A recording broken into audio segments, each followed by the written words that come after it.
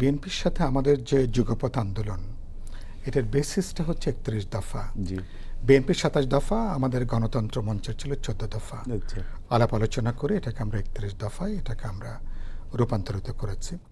অন্যান্য রাজপথের যে রাজনৈতিক দলগুলো তারাও আমাদের সাথে যুক্ত ছিলেন। তার মানে আমরা জুলাই অভ্যুত্থানের বহু আগেই আমরা কিন্তু এই সংস্কারের প্রস্তাবনা হাজির করেছি, যে পুরনো জমানায় যেহেতু আমরা ফিরব না, বিদ্যমান যে সংবিধান স্বৈরতন্ত্রের উৎস বা সাংবিধানিক স্বৈরতন্ত্রের উৎস তো আমাদের এই সংবিধান, গোটা রাষ্ট্র ব্যবস্থা তার কাঠামোর জায়গাটা একটা ডেমোক্রেটিক একটা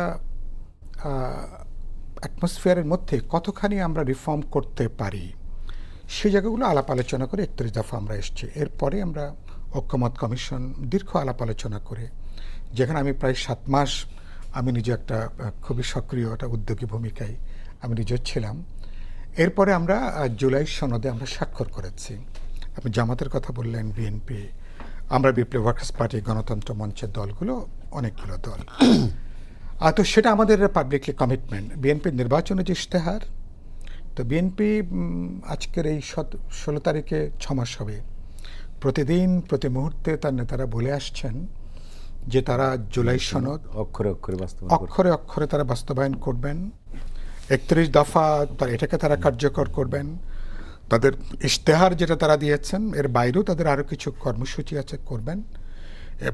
এবং এটা করার জন্য কি করেছেন, ইতিমধ্যে একটা সংসদীয় সংবিধান সংশোধন সংক্রান্ত একটা কমিটি হয়েছে।